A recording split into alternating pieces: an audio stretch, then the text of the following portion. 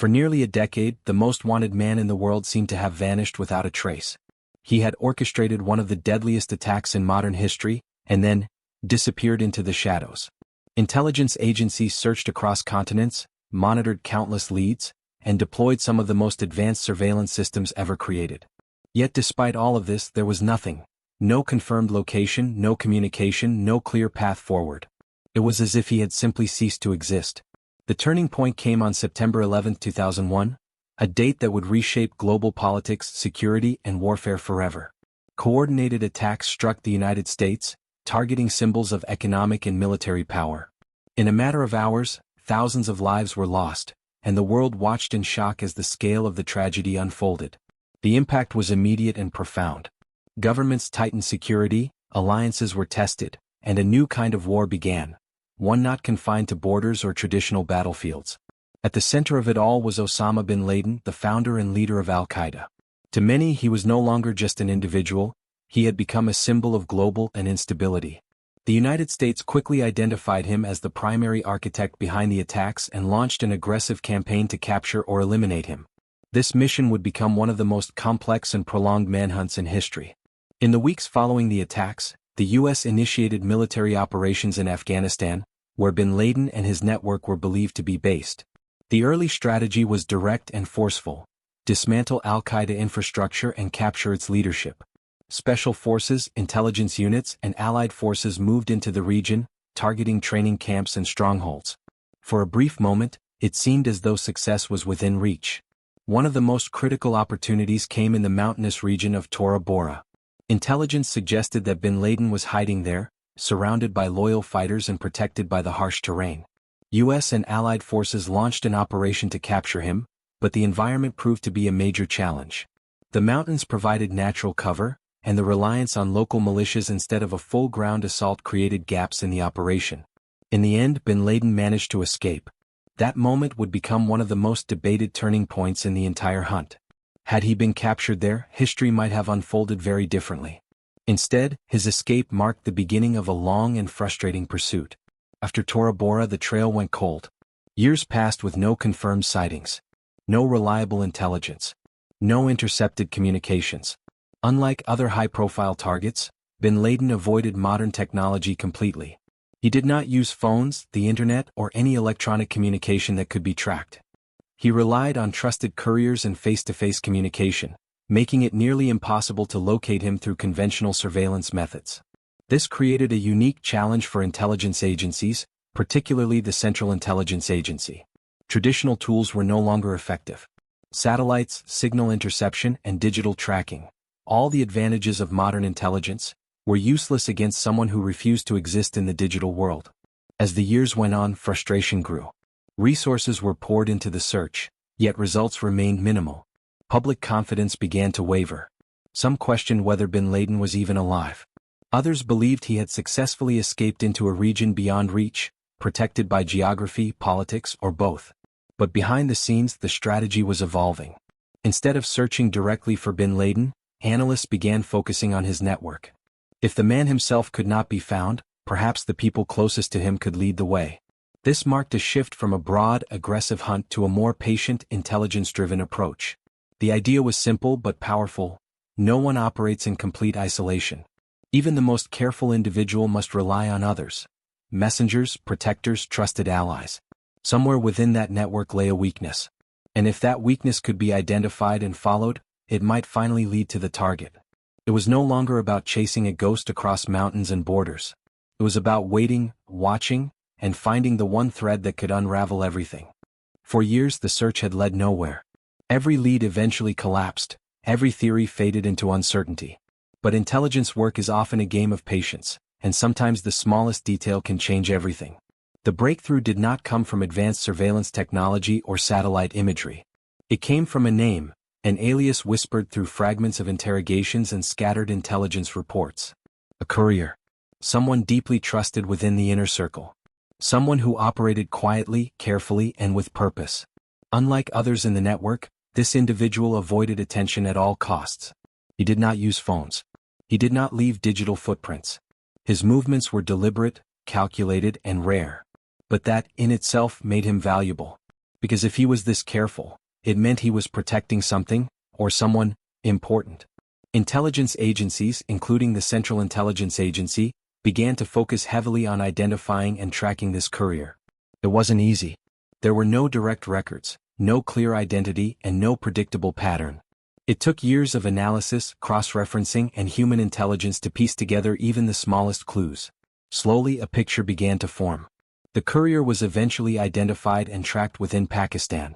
Surveillance teams monitored his movements, waiting for anything unusual. For a long time, nothing stood out. Routine travel. Low visibility. No obvious connections. And then, he made a trip that changed everything. He led investigators to a quiet town, Abbottabad. Not a remote cave or a war-torn region, but a developed area, home to military institutions and ordinary families. It was the last place anyone expected to find a high-value target. But what stood there caught immediate attention. A compound, large, isolated, and unlike anything else in the neighborhood. It was surrounded by unusually high walls, estimated to be between 12 and 18 feet tall. Barbed wire lined the top. There were no visible security cameras, yet the structure itself seemed designed for maximum privacy. The main building was set back from the road, with additional layers of walls creating a sense of separation from the outside world. What made it even more suspicious was what wasn't there. No internet connection. No telephone lines. In a modern urban setting, this absence was highly unusual. While surrounding homes were connected and active, this compound remained completely disconnected from the outside world. Then there was the behavior of the residents. They never put their trash outside. Instead, they burned it within the compound. No visitors were seen entering. The occupants rarely left. Children were present, but they did not attend school. Everything about the place suggested isolation and secrecy. To trained analysts, these were not random choices. They were deliberate actions designed to avoid detection. The Central Intelligence Agency began a long-term surveillance operation. Using a combination of satellite imagery, ground intelligence, and pattern analysis, they studied the compound in detail. Every movement, every shadow, every routine was observed and recorded.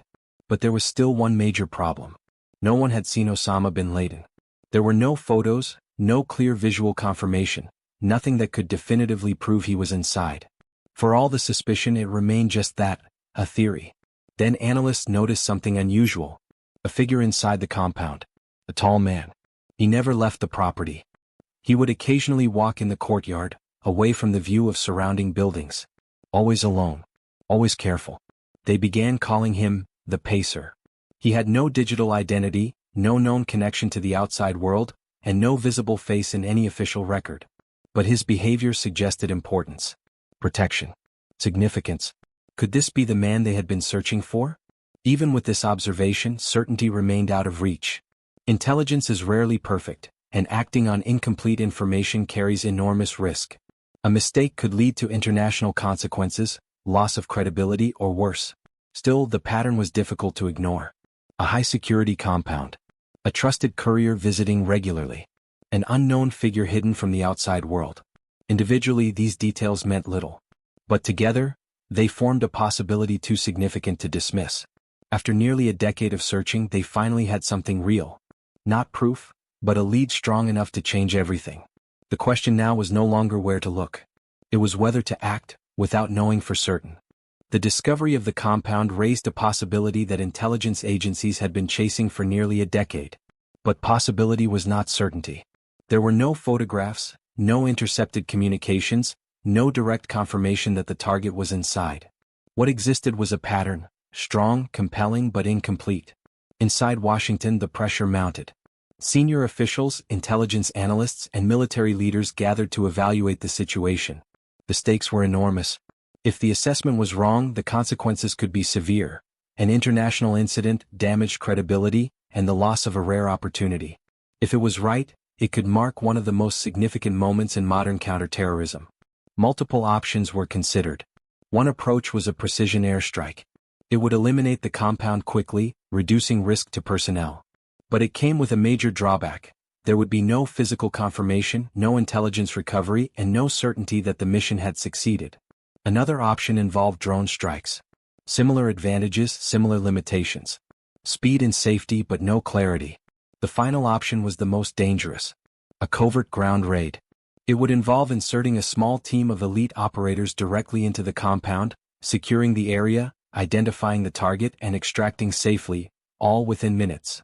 It offered the highest chance of confirmation but also carried the greatest risk. If anything went wrong, there would be no immediate support. The operation would take place in a sovereign country without prior notification. Failure could escalate into a serious diplomatic crisis. After days of deliberation, a decision was made. The ground raid was approved.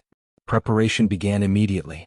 A specialized unit of U.S. Navy SEALs, trained for high-risk operations, was selected for the mission. They studied every available detail about the compound, its layout, entry points and possible resistance. To ensure precision, a full-scale replica of the compound was constructed at a secure location. The team rehearsed the operation repeatedly, refining each movement, each entry, each response. Every second was planned. Secrecy was absolute. Only a small circle of officials knew the full details. Even close allies were not informed. The success of the mission depended on complete surprise. As the operation date approached, the tension grew. On the night of May 2, 2011, the mission was set in motion. Under the cover of darkness, 2 stealth-modified helicopters lifted off from a base in Afghanistan. Their design reduced noise and radar visibility, allowing them to move undetected. Flying low and fast, they crossed into Pakistani airspace, heading toward Abbottabad. Inside the helicopters, the team remained silent, focused. Every member knew the risks. There would be no room for hesitation. As they approached the compound, something unexpected happened. One of the helicopters began to lose stability. The combination of heat, high walls, and confined airspace created conditions that affected its lift. Within seconds, the pilot made a critical decision to avoid a catastrophic crash. The helicopter went down inside the compound. The plan had changed instantly. Despite the setback, the team reacted without panic. Training took over. The operators secured the crash site and moved forward with the mission. There was no time to reassess, no opportunity to delay. They entered the compound. Moving quickly and methodically, they cleared the outer areas, encountering resistance as they advanced. Each room was secured, each threat neutralized. Communication was precise, controlled, and minimal. They moved upward, floor by floor. Time was critical. The longer they remained, the greater the risk of detection or response from outside forces. As they reached the upper levels, the tension intensified. This was where the target was believed to be. Carefully, the team advanced toward the final rooms. Every movement was deliberate. Every corner held uncertainty. And then they found him. Osama bin Laden was identified inside the compound. In a matter of seconds, the mission objective was carried out. There was no prolonged confrontation. No extended exchange. Just a brief, decisive moment that marked the end of a nearly 10-year search. Confirmation was made on site. A coded message was transmitted back to Washington. The objective had been achieved. But the mission was not over. The team moved quickly to gather intelligence materials, documents, storage devices, anything that could provide further insight into the network. Meanwhile, preparations were made to leave the compound. The crashed helicopter posed a security risk. Sensitive technology could not be left behind. A controlled demolition was carried out to destroy the wreckage. With time running out, the team boarded the remaining aircraft. Within minutes, they lifted off and exited Pakistani airspace. The entire operation had lasted less than an hour. What began as a high-risk mission based on uncertain intelligence had ended with one of the most significant outcomes in modern history. Back in Washington, the message was received. Short, direct, unmistakable. The target was gone. The helicopters disappeared into the night as quickly as they had arrived. Inside the compound, the evidence of what had just taken place was already fading. Controlled explosions had destroyed the crashed aircraft, and the team had taken with them anything of intelligence value. Documents, storage devices, handwritten notes. Every piece of material that could provide insight into Al-Qaeda's operations was collected in those final moments. The operation had lasted less than an hour. But its impact would echo across the world within hours. As the team returned safely, confirmation reached the highest levels of government. After nearly a decade of searching, the mission had achieved its objective. The individual responsible for orchestrating one of the deadliest attacks in modern history, Osama bin Laden, was no longer alive. The announcement to the public followed soon after. Across the United States, reactions were immediate and emotional. Crowds gathered, some in silence, others in celebration. For many, it represented a form of closure. a moment that marked the end of a long and painful chapter. For others, it raised deeper questions about justice, conflict, and the cost of such operations. Around the world, the response was more complex. Allies acknowledged the significance of the mission, recognizing it as a major milestone in the fight against terrorism. At the same time, concerns were raised about the nature of the operation itself, conducted without prior notification inside another country's territory. Pakistan, in particular, found itself at the center of intense scrutiny. How had such a high-profile individual managed to live undetected in a city not far from military institutions? Was it a failure of intelligence or something more complicated? These questions sparked debate both domestically and internationally, and many of them remain unresolved. Beyond the political reactions, the mission also delivered a significant intelligence advantage. The materials recovered from the compound provided valuable insight into the structure, plans, and communications of al-Qaeda. Analysts began examining the data, uncovering connections, strategies, and future threats. In many ways, the operation did not just end a manhunt, it opened a new phase of understanding the network he had led. One of the most discussed aspects of the aftermath was the handling of bin Laden's remains. In accordance with official statements, he was buried at sea within 24 hours. The decision was explained as a measure to prevent the creation of a physical burial site that could become a symbol or rallying point. While the reasoning was clear, the lack of public evidence and the speed of the process led to ongoing speculation and debate. As details of the mission slowly emerged, so did new questions. Could the target have been captured instead of killed? Was the level of certainty sufficient to justify the risk? How close had the mission come to failure, especially after the helicopter crash? These discussions extended beyond politics, touching on ethics, international law, and the evolving nature of modern warfare. At the same time, many aspects of the operation remained classified. Exact details of what happened inside the compound, the full sequence of events, and the intelligence methods used before and after the mission were not fully disclosed. This secrecy is a defining feature of covert operations. Success is often public, but the process remains hidden. Over time, Operation Neptune Spear came to be viewed as one of the most significant and complex special operations in recent history. It demonstrated the effectiveness of combining long-term intelligence work with precise military execution. It also highlighted the challenges of operating in a world where threats are decentralized, hidden, and constantly evolving. Yet even with its success, the mission did not mark the end of the broader conflict. Al-Qaeda continued to exist in different forms, and new groups emerged in its place. The landscape of global security shifted, but it did not become simpler. The operation was a moment of impact, not a final resolution. Looking back, it stands as a powerful example of persistence. Years of failure, uncertainty, and incomplete information ultimately led to a single, decisive action. It was not the result of one breakthrough but of countless small efforts, analysts, field agents, and operators all contributing to a mission that required absolute precision. And still, the full story remains just out of reach. Because in the world of covert operations, some details are never meant to be known.